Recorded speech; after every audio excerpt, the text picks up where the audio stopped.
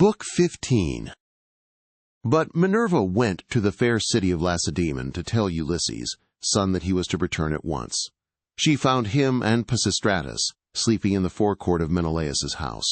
Pisistratus was fast asleep, but Telemachus could get no rest all night for thinking of his unhappy father. So Minerva went close up to him and said, "Telemachus, you should not remain so far away from home any longer, nor leave your property with such dangerous people in your house.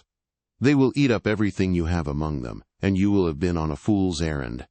Ask Menelaus to send you home at once if you wish to find your excellent mother still there when you get back. Her father and brothers are already urging her to marry Eurymachus, who has given her more than any of the others, and has been greatly increasing his wedding presents.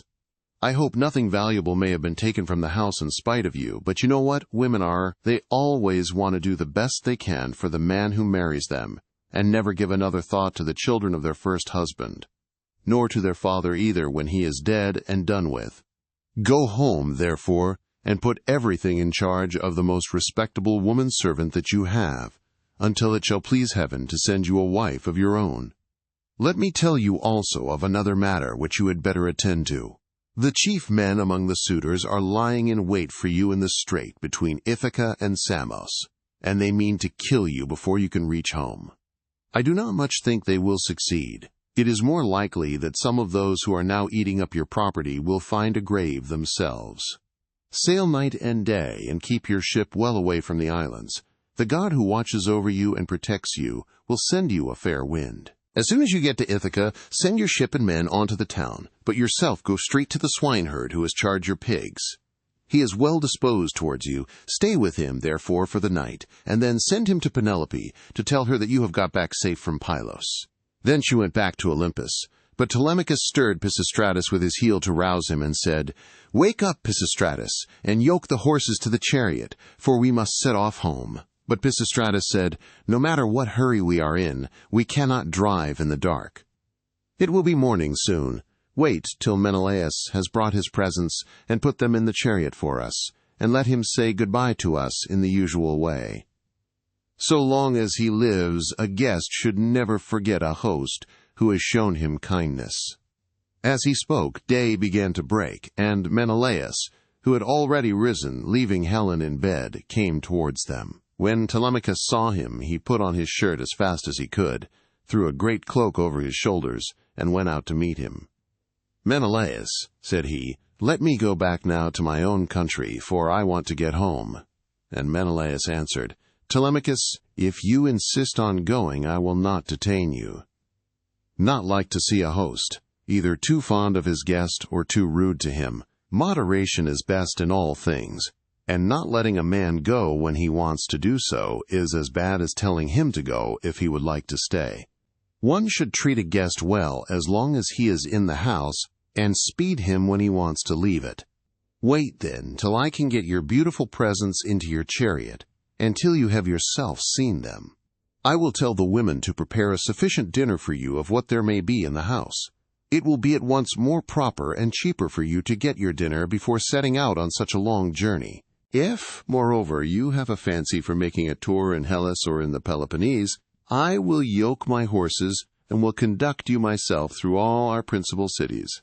No one will send us away empty-handed. Everyone will give us something, a bronze tripod, a couple of mules, or a gold cup." "Menelaus," replied Telemachus, "I want to go home at once, for when I came away I left my property without protection, and fear that while looking for my father I shall come to ruin myself, or find that something valuable has been stolen during my absence."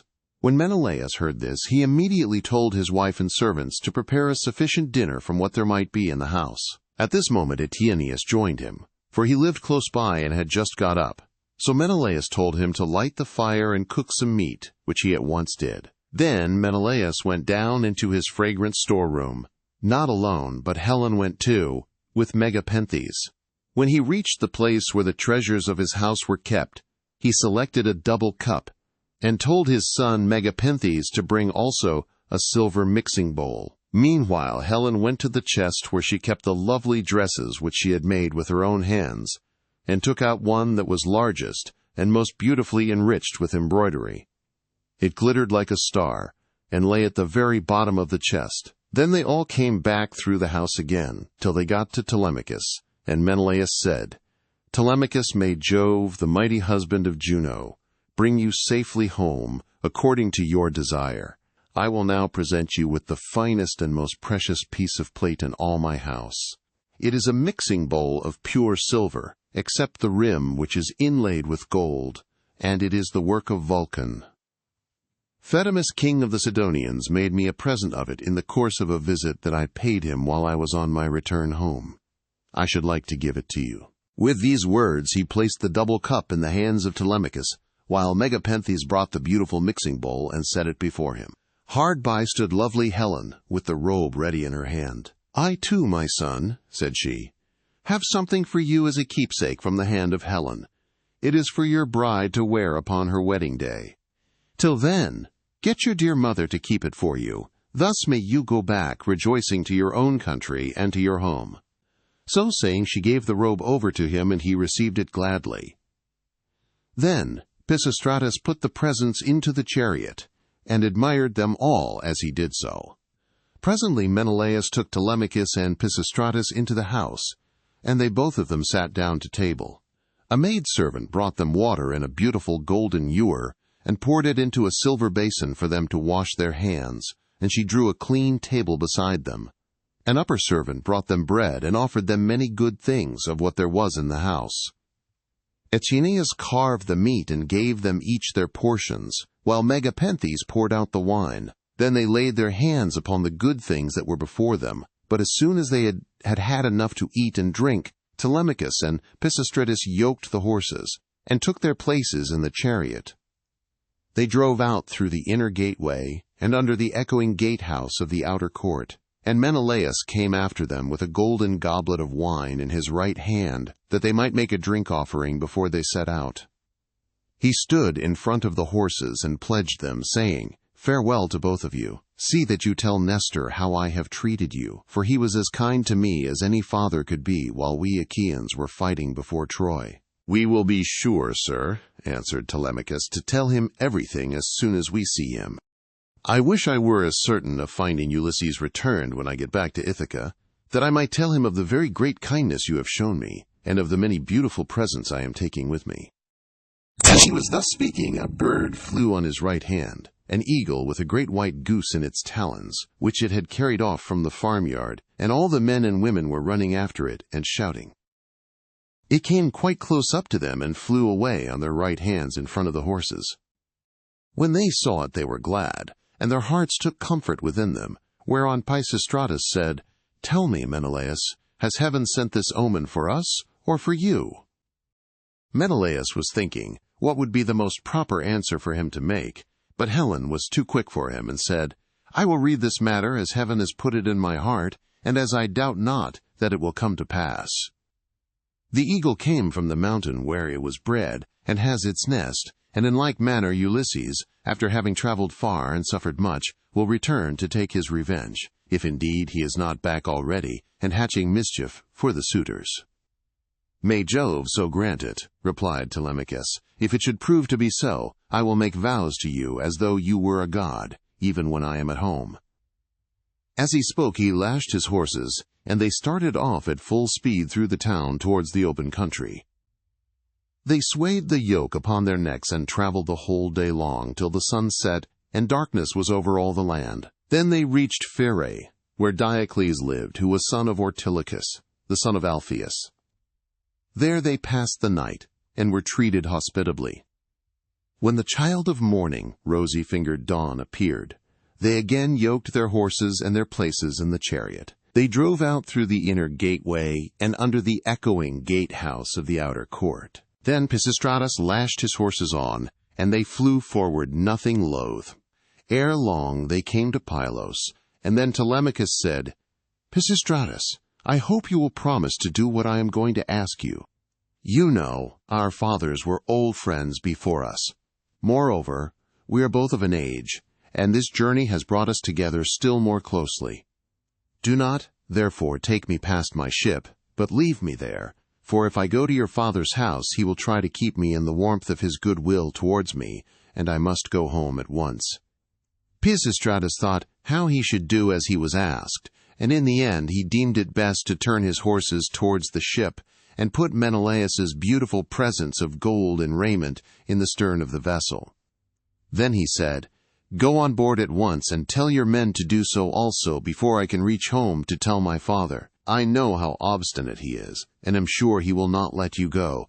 He will come down here to fetch you, and he will not go back without you, but he will be very angry." With this he drove his goodly steeds back to the city of the Pylians, and soon reached his home. But Telemachus called the men together and gave his orders. "Now, my men," said he, "get everything in order on board the ship, and let us set out home." Thus did he speak, and they went on board even as he had said. But as Telemachus was thus busied, praying also and sacrificing to Minerva in the ship's stern, there came to him a man from a distant country, a seer, who was flying from Argos because he had killed a man. He was descended from Melampus, who used to live in Pylos, the land of sheep. He was rich and owned a great house, but he was driven into exile by the great and powerful king Neleus. Neleus seized his goods and held them for a whole year, during which he was a close prisoner in the house of King Phylacus, and in much distress of mind, both on account of the daughter of Neleus and because he was haunted by a great sorrow that dread Erinyes had laid upon him. In the end, however, he escaped with his life, drove the cattle from Phylace to Pylos, avenged the wrong that had been done him, and gave the daughter of Neleus to his brother.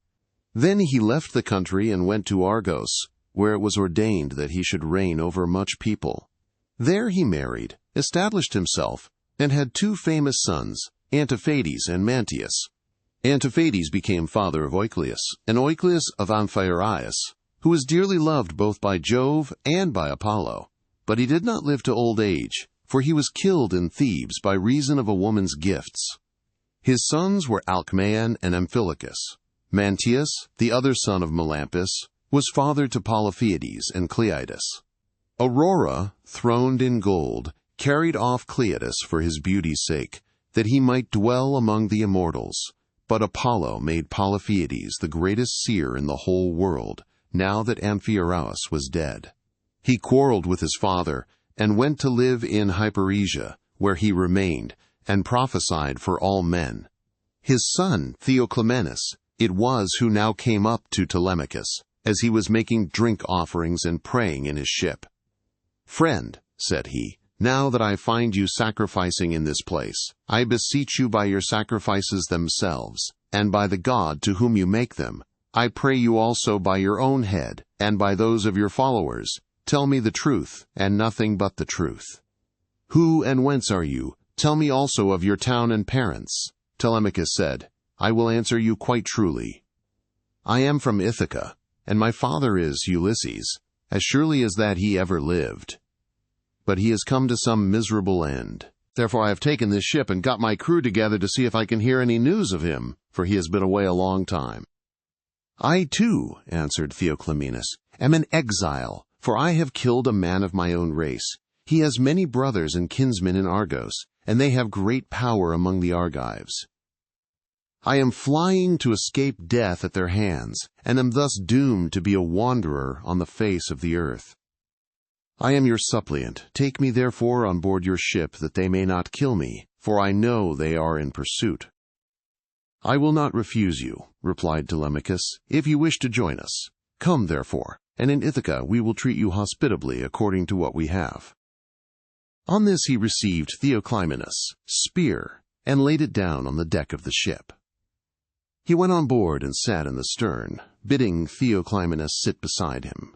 Then the men let go the hawsers. Telemachus told them to catch hold of the ropes, and they made all haste to do so. They set the mast in its socket in the crossplank, raised it, and made it fast with the forestays, and they hoisted their white sails with sheets of twisted oxhide. Minerva sent them a fair wind that blew fresh and strong to take the ship on her course as fast as possible. Then they passed by Cruni and Chalcis. Presently the sun set and darkness was over all the land. The vessel made a quick passage to Phyae, and thence on to Elis, where the Epeans rule. Telemachus then headed her for the Flying Islands, wondering within himself whether he should escape death or should be taken prisoner.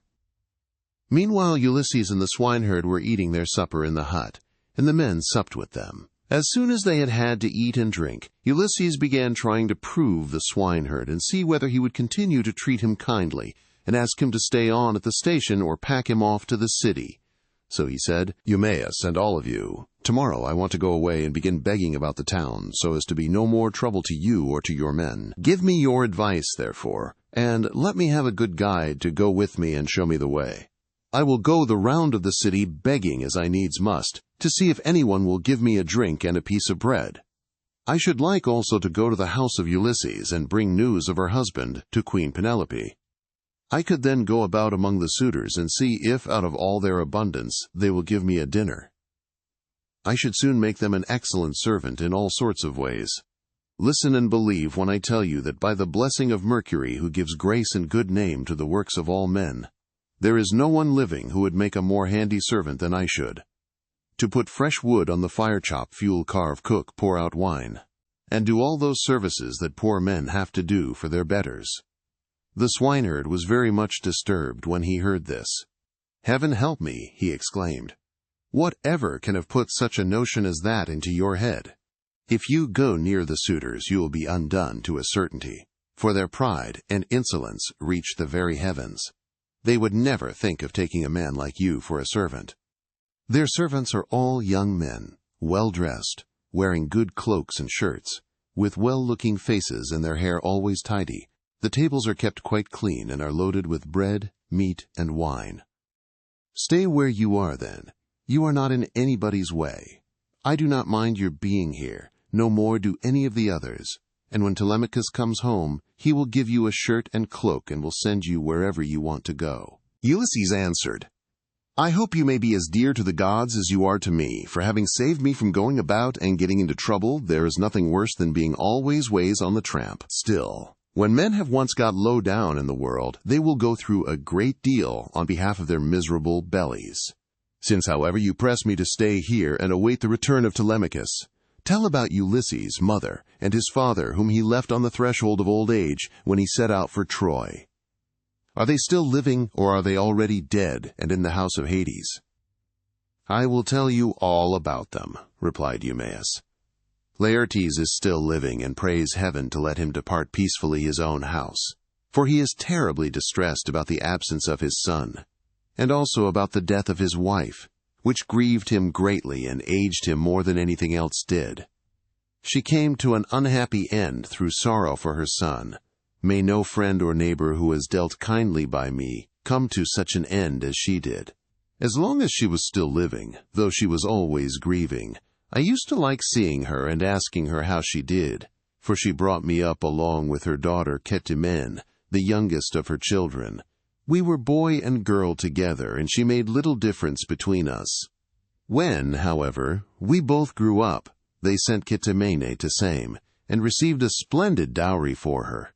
As for me, my mistress gave me a good shirt and cloak with a pair of sandals for my feet, and sent me off into the country, but she was just as fond of me as ever. This is all over now. Still, it has pleased heaven to prosper my work in the situation which I now hold. I have enough to eat and drink, and can find something for any respectable stranger who comes here. But there is no getting a kind word or deed out of my mistress, for the house has fallen into the hands of wicked people. Servants want sometimes to see their mistress and have a talk with her. They like to have something to eat and drink at the house, and something, too, to take back with them into the country. This is what will keep servants in a good humor." Ulysses answered, "Then you must have been a very little fellow, Eumaeus, when you were taken so far away from your home and parents. Tell me, and tell me true.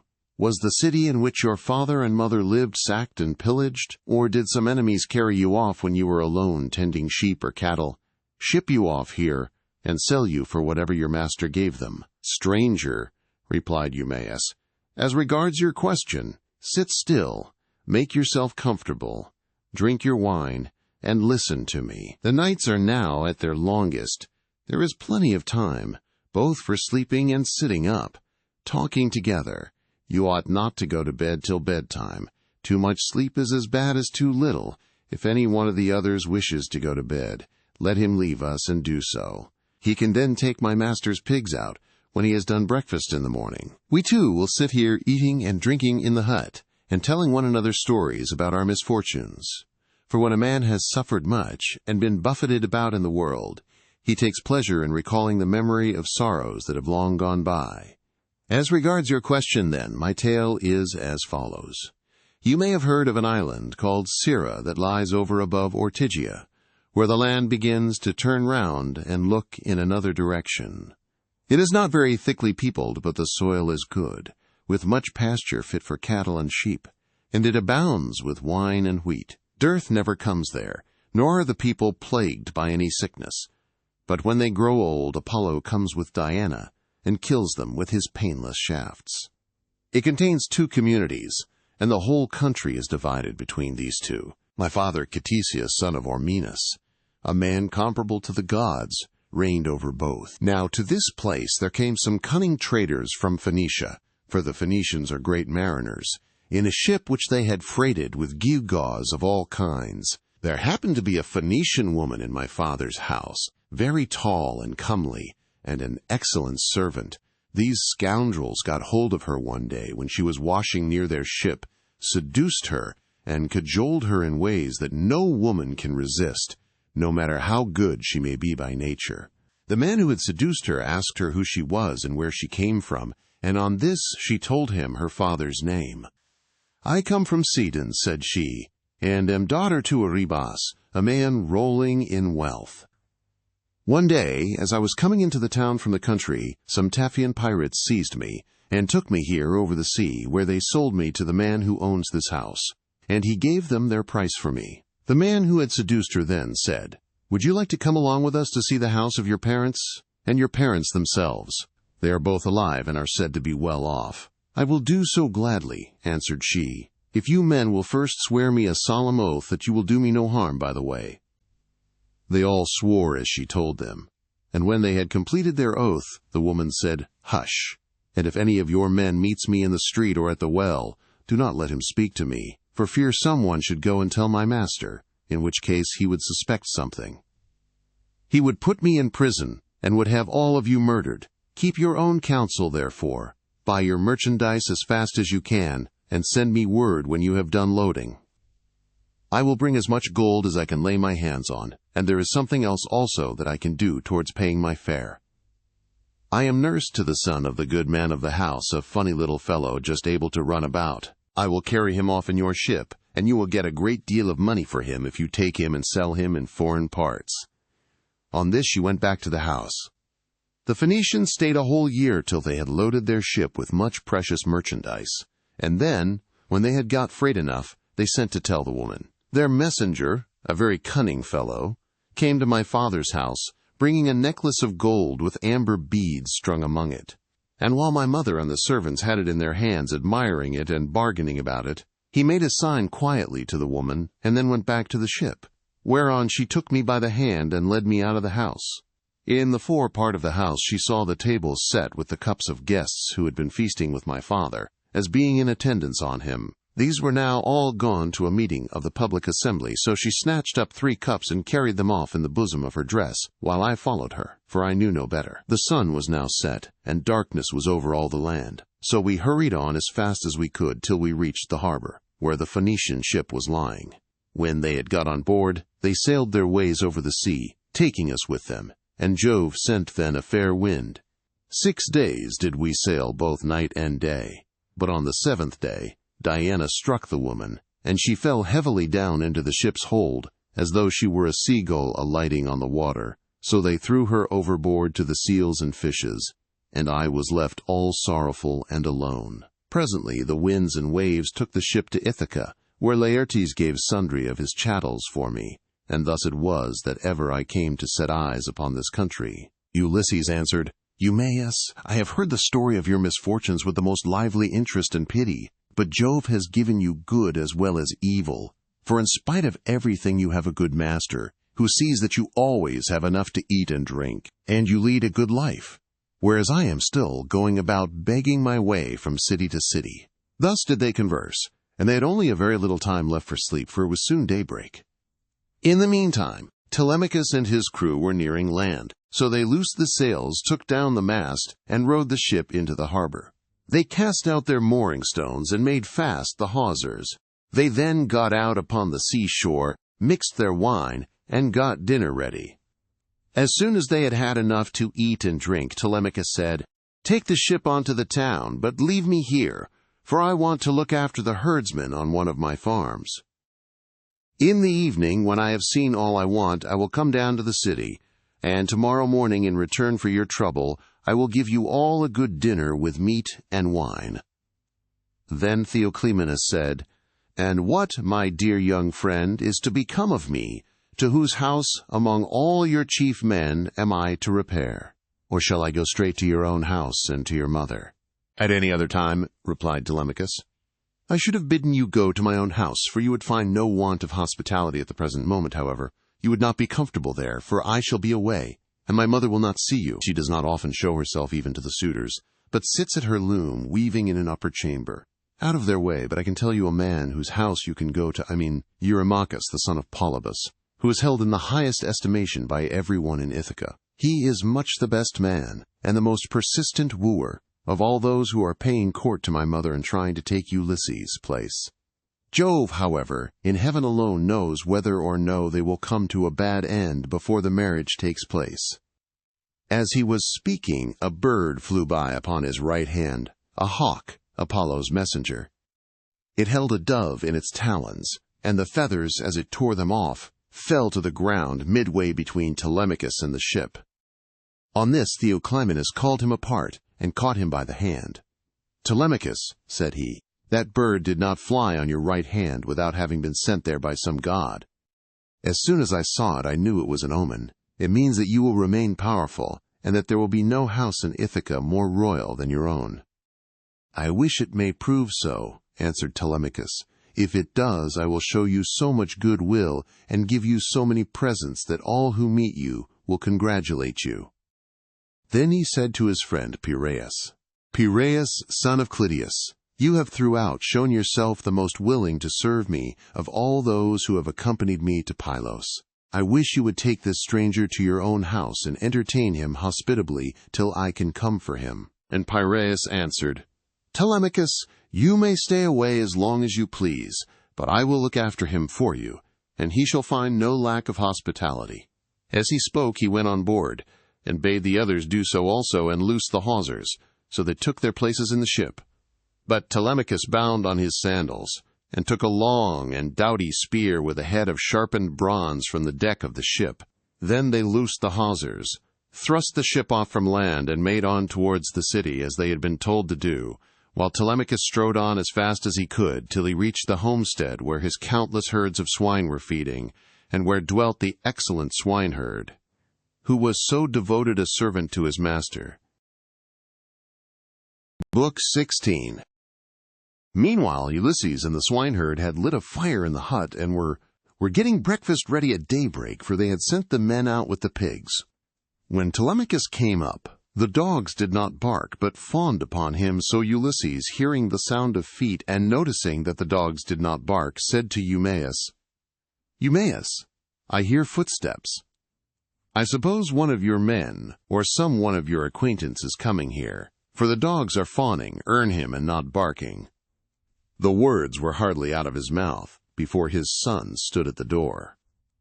Eumaeus sprang to his feet, and the bowls in which he was mixing wine fell from his hands as he made towards his master. He kissed his head and both his beautiful eyes, and wept for joy. A father could not be more delighted at the return of an only son, the child of his old age, after 10 years, absence in a foreign country, and after having gone through much hardship. He embraced him, kissed him all over as though he had come back from the dead, and spoke fondly to him, saying, "So you are come, Telemachus, light of my eyes that you are. When I heard you had gone to Pylos, I made sure I was never going to see you any more. Come in, my dear child, and sit down, that I may have a good look at you now you are home again. It is not very often you come into the country to see us herdsmen. You stick pretty close to the town generally. I suppose you think it better to keep an eye on what the suitors are doing." "So be it, old friend," answered Telemachus. But I am come now because I want to see you, and to learn whether my mother is still at her old home, or whether someone else has married her, so that the bed of Ulysses is without bedding and covered with cobwebs." "She is still at the house," replied Eumaeus, "grieving and breaking her heart, and doing nothing but weep, both night and day continually." As spoke, he took Telemachus' spear, whereon he crossed the stone threshold and came inside. Ulysses rose from his seat to give him place as he entered, but Telemachus checked him. "Sit down, stranger," said he. "I can easily find another seat, and there is one here who will lay it for me." Ulysses went back to his own place, and Eumaeus strewed some green brushwood on the floor, and threw a sheepskin on top of it for Telemachus to sit upon. Then the swineherd brought them platters of cold meat, the remains from what they had eaten the day before, and he filled the bread baskets with bread, as fast as he could. He mixed wine also in bowls of ivy wood, and took his seat facing Ulysses. Then they laid their hands on the good things that were before them, and as soon as they had had enough to eat and drink, Telemachus said to Eumaeus, "Old friend, where does this stranger come from? How did his crew bring him to Ithaca, and who were they? For assuredly he did not come here by land." "To this you answered, O swineherd Eumaeus, 'My son, I will tell you the real truth. He says he is a Cretan, and that he has been a great traveler. At this moment he is running away from a Thesprotian ship, and has refuge at my station, so I will put him into your hands. Do whatever you like with him, only remember that he is your suppliant." "I am very much distressed," said Telemachus, "by what you have just told me. How can I take this stranger into my house?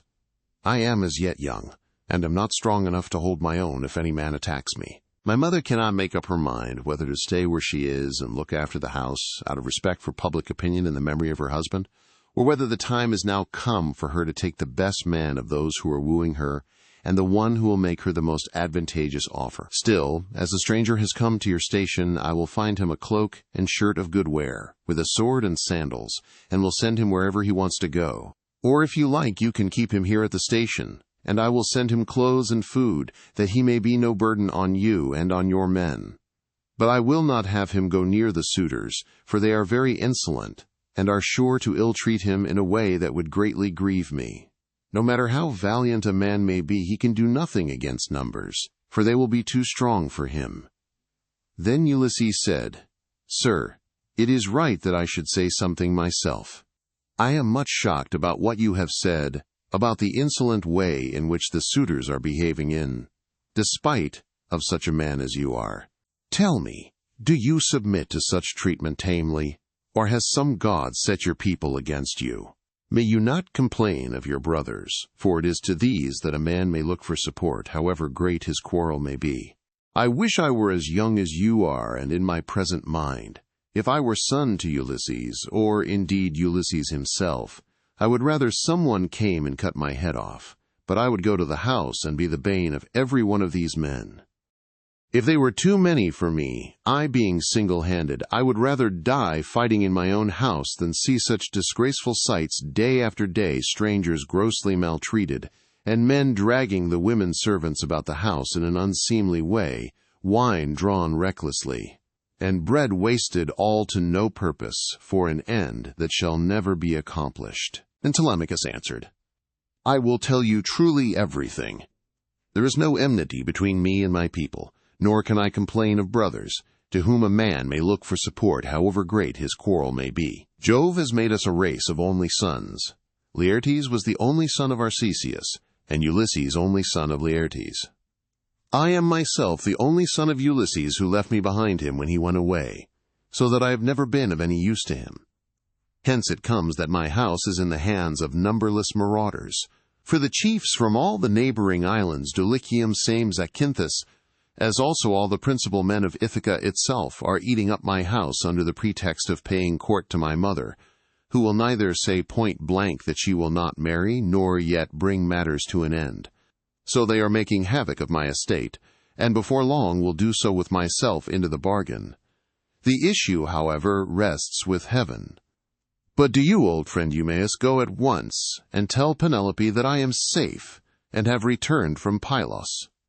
Tell it to herself alone, and then come back here without letting anyone else know, for there are many who are plotting mischief against me."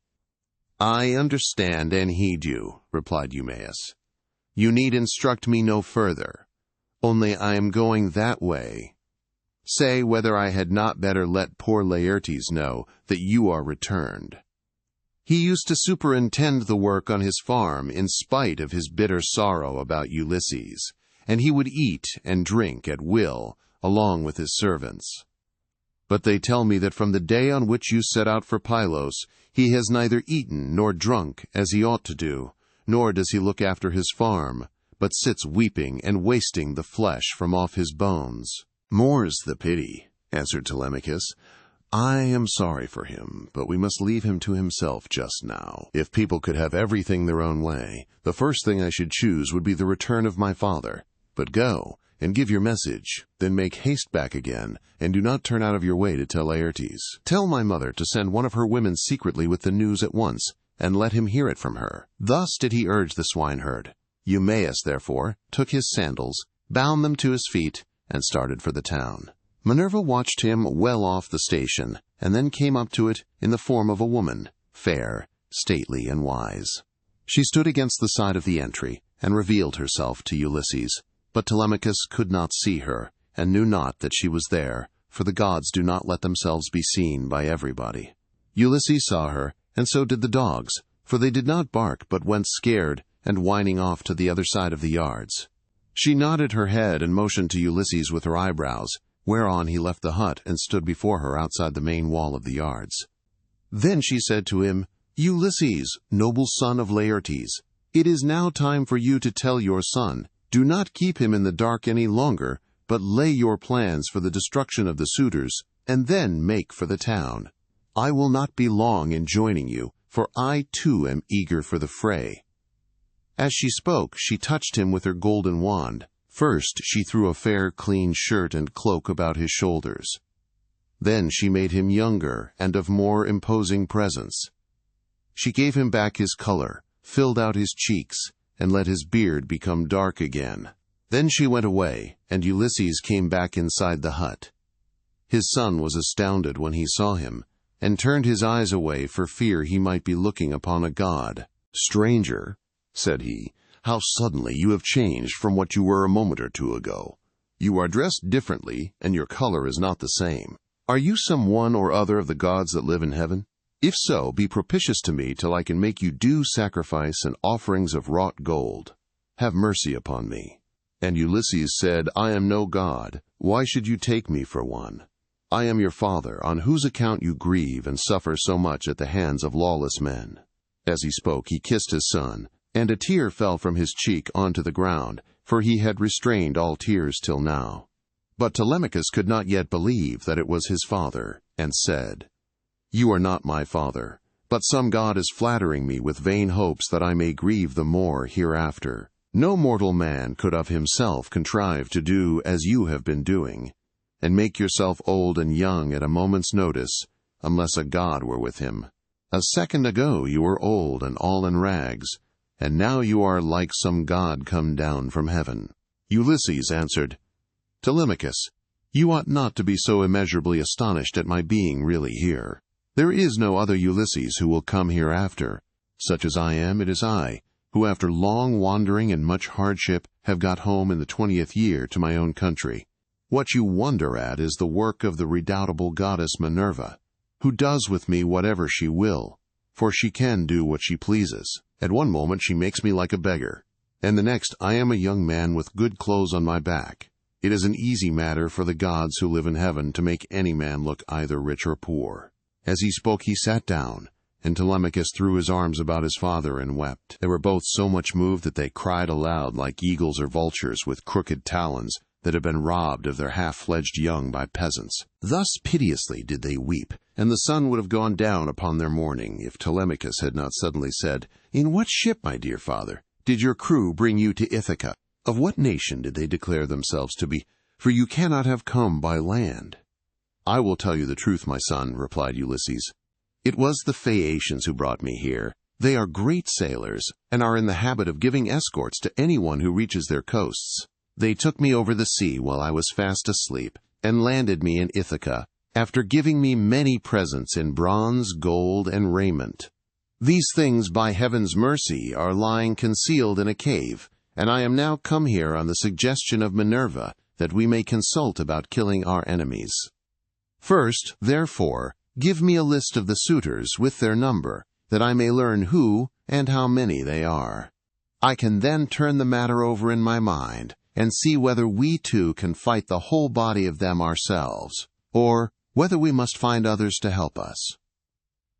To this Telemachus answered, Father, I have always heard of your renown, both in the field and in council, but the task you talk of is a very great one. I am awed at the mere thought of it. 2 men cannot stand against many and brave ones. There are not 10 suitors only, nor twice 10, but 10 many times over. You shall learn their number at once. There are 52 chosen youths from Dulichium, and they have 6 servants. From Same there are 24, 20 young Achaeans from Zacynthus, and 12 from Ithaca itself, all of them well born. They have with them a servant Medon, a bard, and 2 men who can carve at table. If we face such numbers as this, you may have bitter cause to rue your coming and your revenge.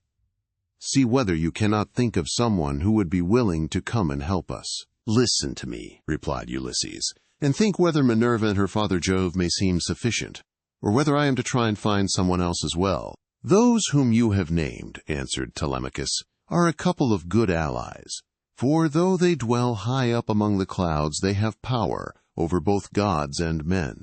These 2, continued Ulysses, will not keep long out of the fray, when the suitors and we join fight in my house. Now, therefore, return home early tomorrow morning, and go about among the suitors as before. Later on, the swineherd will bring me to the city disguised as a miserable old beggar. If you see them ill-treating me, steel your heart against my sufferings, even though they drag me feet foremost out of the house, or throw things at me. Look on, and do nothing beyond gently trying to make them behave more reasonably. But they will not listen to you, for the day of their reckoning is at hand. Furthermore, I say, and lay my saying to your heart, when Minerva shall put it in my mind, I will nod my head to you, and on seeing me do this, you must collect all the armor that is in the house, and hide it in the strong storeroom. Make some excuse when the suitors ask you why you are removing it. Say that you have taken it to be out of the way of the smoke, inasmuch as it is no longer what it was when Ulysses went away, but has become soiled and begrimed with soot. Add to this more particularly that you are afraid Jove may set them on to quarrel over their wine, and that they may do each other some harm which may disgrace both banquet and wooing, for the sight of arms sometimes tempts people to use them. But leave a sword and a spear apiece for yourself and me, and a couple ox-hide shields so that we can snatch them up at any moment. Jove and Minerva will then soon quiet these people. There is also another matter. If you are indeed my son, and my blood runs in your veins, let no one know that Ulysses is within the house, neither Laertes, nor yet the swineherd, nor any of the servants, nor even Penelope herself. Let you and me exploit the women alone, and let us also make trial of some other of the men servants, to see who is on our side and whose hand is against us. Father, replied Telemachus, you will come to know me by and by, and when you do, you will find that I can keep your counsel. I do not think, however, the plan you propose will turn out well for either of us. Think it over. It will take us a long time to go the round of the farms and exploit the men, and all the time the suitors will be wasting your estate with impunity and without compunction.